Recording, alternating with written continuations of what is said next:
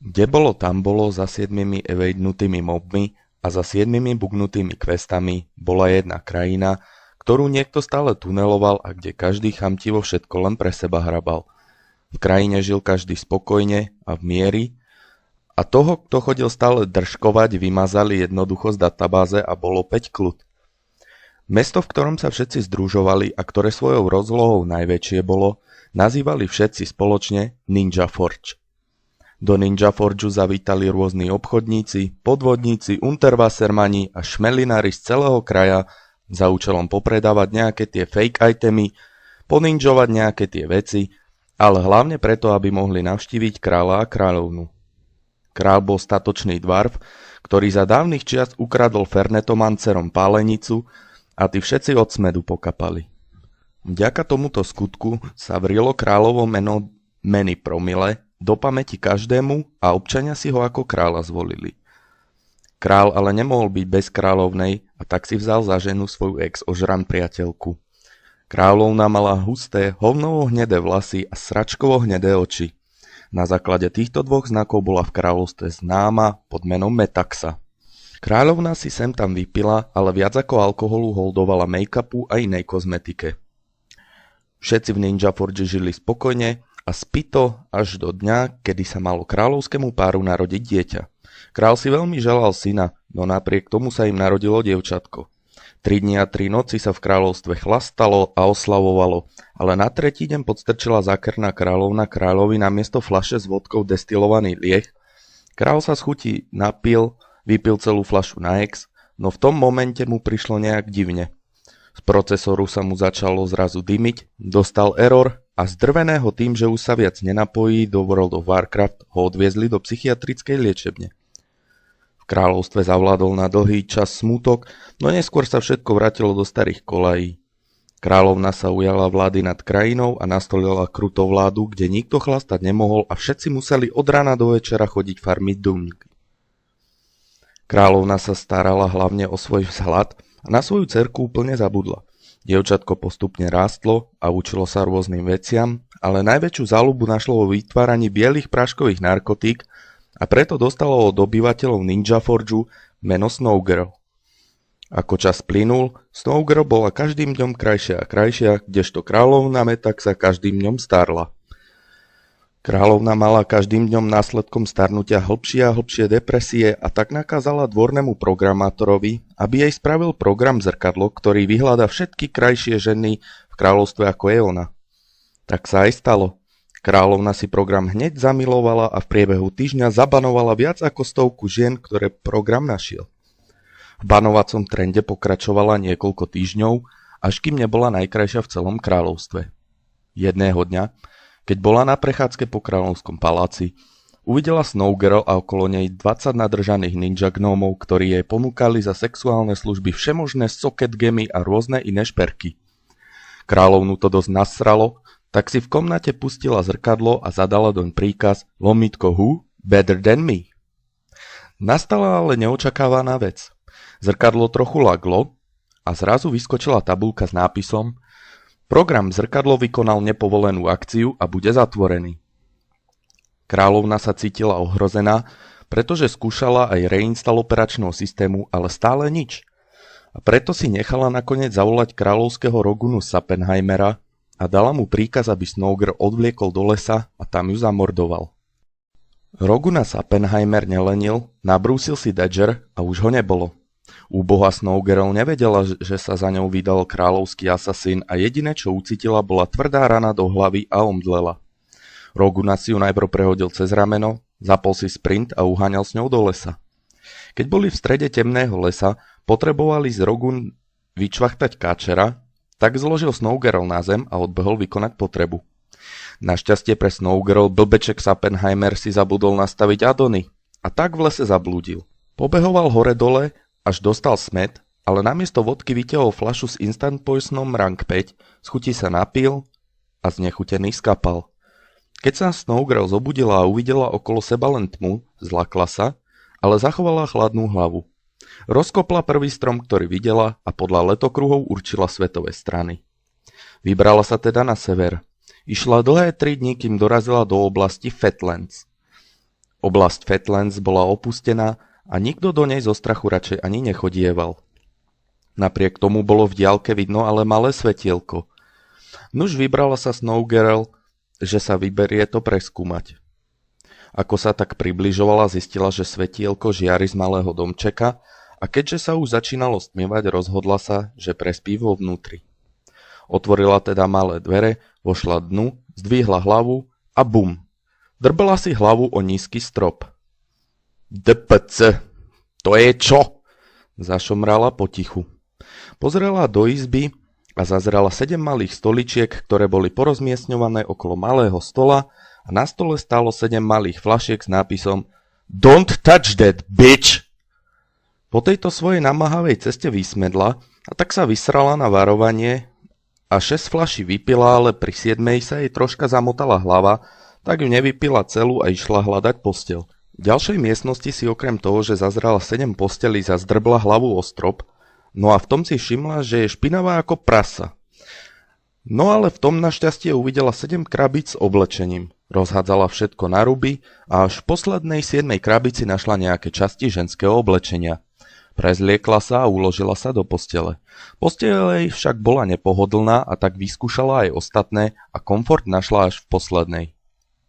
Nevedela, kto v dome býva a bolo jej to viac menej aj jedno a tak tvrdo zaspala. Domček však svojich majiteľov už mal a tí boli práve na ceste domov. Bolo to 7 dwarfov Rogunov, ktorí pred 5 rokmi ušli z protialkoholickej liečebne v Logmodane a našli tu svoj nový domov. Boli to zruční alkoholici, ktorí sa vždy zavčas ráno vybrali skillovať mining a vracali sa neskoro večer.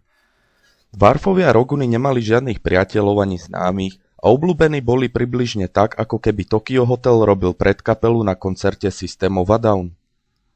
Nejak veľa ich to však nesralo. Kráčali v jednom rade od najprepitejšieho k najtriezvejšiemu. Na čele ich viedol ich neoficiálny vodca Trpaslík Stilt. Trpaslík Stilt, ktorý mal z celej skupiny najväčší krompáč. Hneď za ním si smelo vykračoval Trpaslík Stan, ktorý bol majstrom v technike ninjni a logout. V tesnom závese za nimi šiel Trpaslík Sap, zručný alchemista so zameraním na miešanie destilátov. Na 4. a 5. mieste kráčali za sebou siamské dvojčatá Trpaslík Kidney a Trpaslík Shot. Boli to zrastené dvojčatá bradami. Na predposlednom mieste s veľkým hlukom išiel Trpaslík Blind, ktorý bol síce slepý ako patrona, ale čuchom dokázal vycítiť alkohol na diaľku lepšie ako ktorýkoľvek hunter. No a na konci sa pomaly vliekol najmenší Trpaslík Backstep, známy sexuálny delikvent a podvodníček v kartách. Takto ako šli, zrazu uvideli, že dvere na ich domčeku sú otvorené. Rýchlo všetci aktivovali sprint plus stealth a v priebehu chvíľky boli v dome. Keď videli na stole vypité flašky, prepadla ich zlosť a Trpaslík Stilt hovorí: Ktorý z vás debilov zabudol zamknúť dvere? Mne niekto chlastal z flaše a nič mi tu nenechal. A ako vidím, tak vám sa stalo to isté. V tom sa ozval Trpaslík Backstep. Hehe, aj mne niekto nasával z flaše, ale asi mu to nesadlo, lebo sa mi tu vygrcal na miesto, ale hlavné je, že mi nechal polku flaše, hehehe. Dwarfovia uvideli otvorené dvere na ďalšej izbe, tak dali vaniš a išli sa pozrieť dnu. Zhrozili sa, lebo uvideli hrozný binec. V tom sa ozval Trpaslík Stan.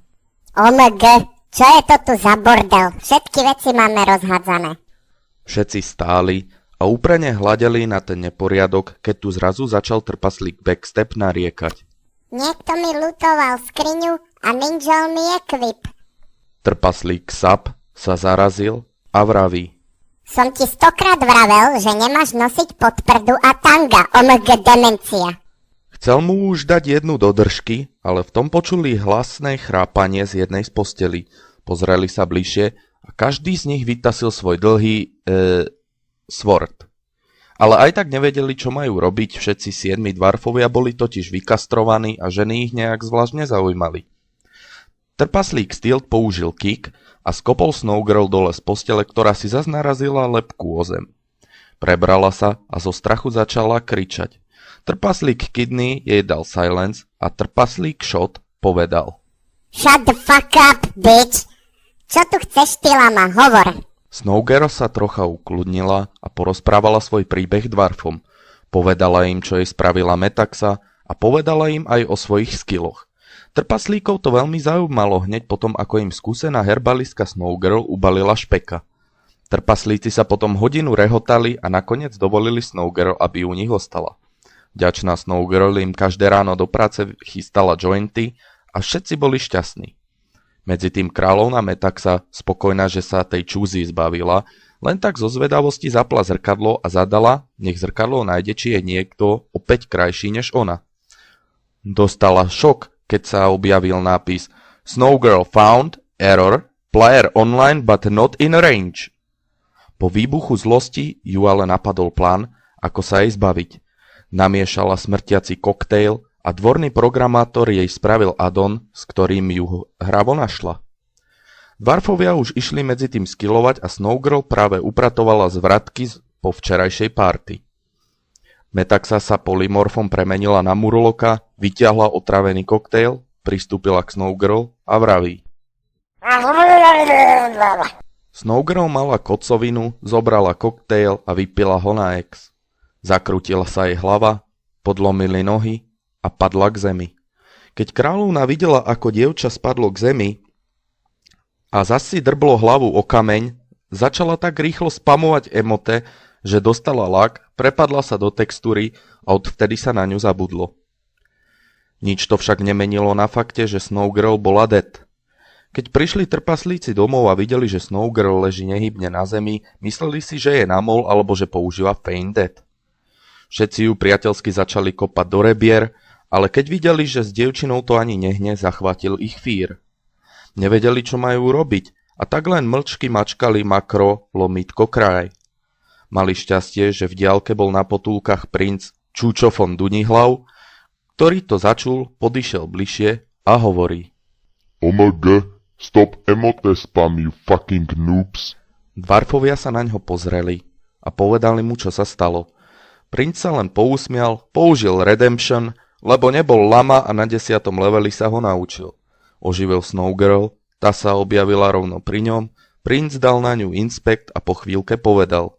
Páči sa mi tvoj equip a skilly, dievčina. Mám pre teba návrh. Prichádzam z jedného ďalekého kolumbijského serveru a presne niekoho ako ty potrebujem do gildy. Pôjdeš so mnou?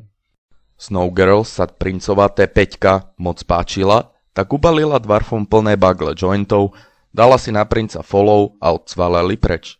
Trpaslíci boli najprv smutní, ale dali si každý po jednom čoude a bolo im dobre.